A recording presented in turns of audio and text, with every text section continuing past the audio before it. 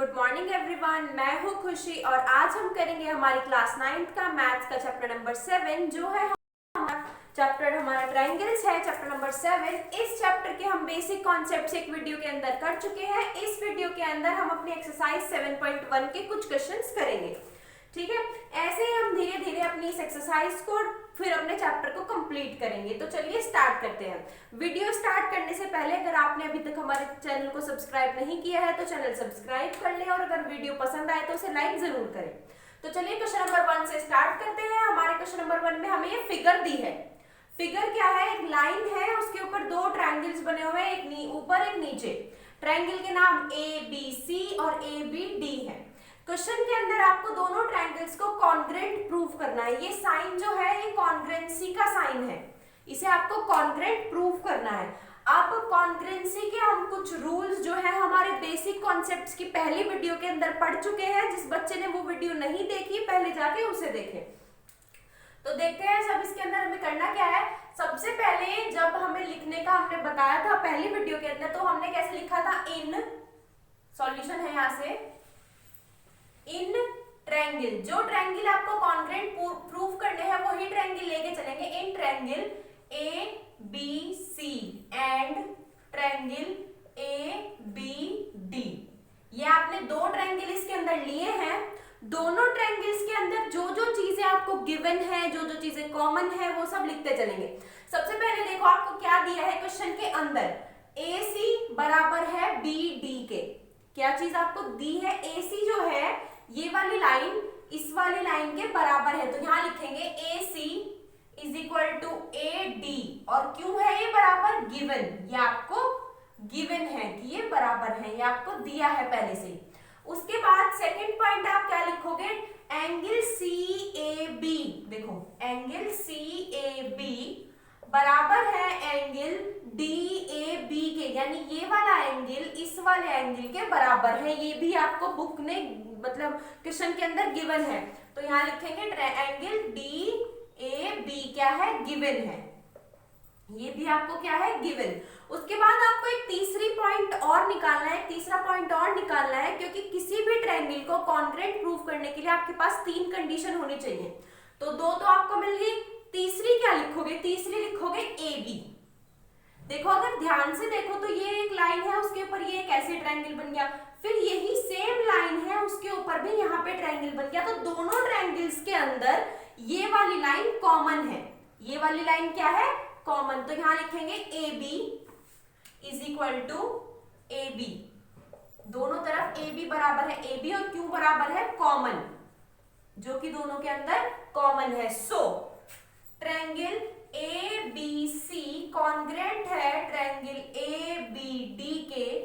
दोनों ट्रायंगल आपस में कॉन्ग्रेंट है बाय कौन सा रूल लगेगा? यहाँ पे कौन सा रूल लगेगा? रूल देखो कौन सा लगेगा। सबसे पहले हमने जो यूज की, पहला पॉइंट जो हमारा था वो एक साइड थी, एक साइड ही तो है ट्रायंगल की, तो S सबसे पहले लिखेंगे S। फिर दूसरे नंबर पे हमारे पास जो आया वो एक एंगल आया। पहले एक साइड आई, फिर एक एंगल आया, तो एंगल के लिए लिखेंगे A। फिर उसके बाद फिर से एक साइड आई, तो SAS रूल से आपका जो ट्रायंगल है वो कॉन्ग्रेंट है। ये एक रूल है SAS रूल। ठीक है, इन रूल्स के बारे में हम डिटेल में अपने वीडियो के अंदर पढ़ चुके हैं। मैं आपको बार बार बता रही हूँ, आप वहां से थोड़ा हिंट ले सकते हैं।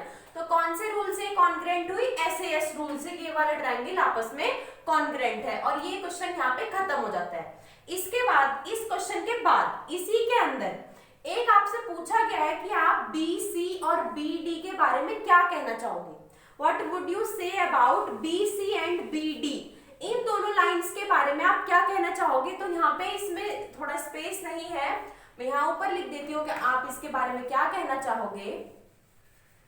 इसके अंदर आप लिखोगे यहाँ पे ऐसे करके BC बराबर है BD के, BC बराबर है BD, और ब्रैकेट में अगर वो रीजन पूछे, रीजन क्या लिखोगे? By CPCT।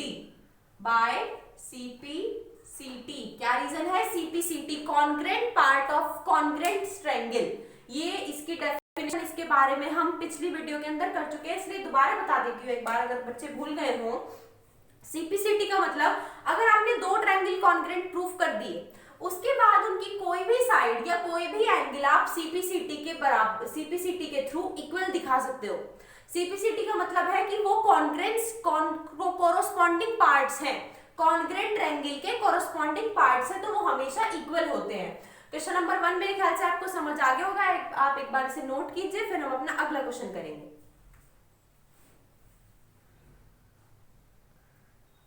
तो चलिए बच्चों, अब है हमारा question number second. Question number second के अंदर आपको एक फिगर दी है। सबसे पहले इस फिगर को थोड़ा स्टडी करते हैं कि इस फिगर के अंदर आपको दिया क्या है।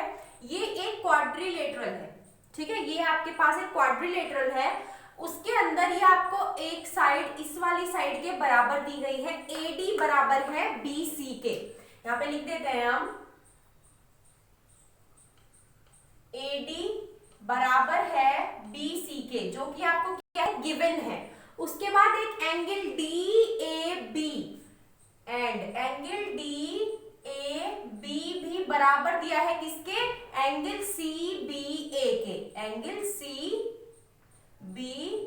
के बराबर दिया है। ये दोनों चीजें आपको गिवन है क्वेश्चन के अंदर।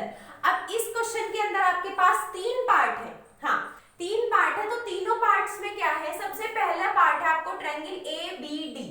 तो देखो पहले ट्रायंगल ABD है कहाँ, ये ABD, यानी ये वाला ऊपर वाला ट्रायंगल, ये वाला ट्रायंगल आपको BAC इस वाले ट्रायंगल के बराबर प्रूव करना है, ये वाला ट्रायंगल इस वाले ट्रायंगल के बराबर प्रूव करना है। ये वाली साइड तो आपके पास एक्स्ट्रा है, ठीक है। तो देखो कैसे करोगे, सबसे पहले देखो ABD, ये वाला ट्रायंगल है ABD, इस वाले ट्रायंगल के अंदर अगर आप देखो तो ये वाली साइड इस वाले साइड के बराबर है, आपको गिवन है, तो लिख दो AD बराबर है BC के, और क्यों है, गिवन, ये आपको गिवन है। सेकंड पॉइंट पे लिखो ये वाला एंगल जो आपको गिवन है, ये वाला एंगल इस वाले एंगल के बराबर, तो एंगल DAB बराबर है एंगल CBA के, और ये भी आपको क्या है, गिवन है, ठीक है। 2 पॉइंट हो गए। अब तीसरा पॉइंट भी आपको कुछ लेके आना, तो तीसरा पॉइंट क्या लोगे, देखो इस वाले ट्रायंगल में भी और इस वाले ट्रायंगल में भी ये वाली साइड जो है दोनों में कॉमन है। एक ट्रायंगल तो ऐसे बन गया और फिर दूसरा ट्रायंगल भी ऐसे ही बन गया, तो दोनों एंगल्स में ये वाली साइड क्या है, कॉमन, भाई इसमें भी आई और इसमें भी आई, तो AB बराबर है AB के, और क्यों है बराबर, कॉमन है, दोनों ट्रायंगल्स के अंदर कॉमन है। सो ट्रायंगल ABD कॉन्ग्रेंट है ट्रायंगल BAC के बाय कौन सा रूल लगेगा, रूल देखो कौन सा लगेगा, पहले एक साइड आई है ना, फिर एक एंगल आया और फिर से एक साइड आई, तो side angle side rule, SAS rule से ये ट्रायंगल कॉन्ग्रेंट है। सेकंड पार्ट अगर इसका देखो, सेकंड पार्ट में आपको कहा है कि BD बराबर है AC के, ये पूछा है आपसे सेकंड पार्ट के अंदर। फर्स्ट पार्ट को भी भूल जाओ जरा, यहाँ आओ, B और D बराबर है AC के, ये दोनों साइड आपको बराबर प्रूफ करनी है, तो कैसे करोगे, बाय CPCT। मैंने पहली वीडियो के अंदर बताया था कि अगर एक क्वेश्चन ऐसा हो कि उसके अंदर आपको एक ट्रायंगल कॉन्ग्रेंट प्रूफ करना है और उसके बाद आपको एक या 2 पार्ट उसके अंदर और दिया है, अगर कॉन्ग्रेंसी प्रूफ करने का नहीं है तो आप उसे बाय CPCT प्रूफ कर सकते हो। अब देखो ये वाला ट्रायंगल इस वाले ट्रायंगल के कॉन्ग्रेंट पता चल गया, तो ये वाली साइड इस वाली साइड के CPCT के अकॉर्डिंग बराबर होगी, क्योंकि ये कॉरस्पॉन्डिंग पार्ट्स हैं या कॉरस्पॉन्डिंग साइड है किसकी, कॉन्ग्रेंट ट्रायंगल्स की, ठीक है। थर्ड पार्ट क्या है आपका, ABD बराबर है एंगल BAC के। ABD देखो कहाँ है, ABD यानी ये वाला एंगल बराबर प्रूफ करना है BAC के, यानी इस वाले एंगल के ये वाला एंगल बराबर प्रूफ करना है, तो क्यों है बराबर, सेम टू सेम वही रीजन, बाय CPCT के ये दोनों एंगल्स आपस में बराबर हैं, ठीक है। तो मेरे ख्याल से आपको क्वेश्चन नंबर 2 भी समझ आ गया होगा, एक बार दोबारा से चेक कर लो। 2 ट्रायंगल्स आपको दिए हैं ऐसे क्वाड्रिलेटरल के अंदर, उनके अंदर आपको ये वाली साइड गिवन है, ये वाला एंगल भी गिवन है और ये वाली साइड कॉमन हो गई, तो तीनों पॉइंट्स के अकॉर्डिंग आपका जो ट्रायंगल है वो कॉन्ग्रेंट हो गया SAS रूल के अकॉर्डिंग। मतलब पहले एक साइड आई, फिर एक एंगल आया और फिर से एक साइड आई। उसके बाद दोनों ये दो पार्ट्स इसके अंदर दिए हुए थे, दोनों के दोनों पार्ट सीपीसीटी के अकॉर्डिंग आपस में बराबर हैं। मेरे ख्याल से आपको दोनों क्वेश्चन समझ आ गए होंगे। इस वीडियो के अंदर हम इतना ही करेंगे, बाकी के दो क्वेश्चन हम अगली वीडियो के अंदर करेंगे। Thank you for watching.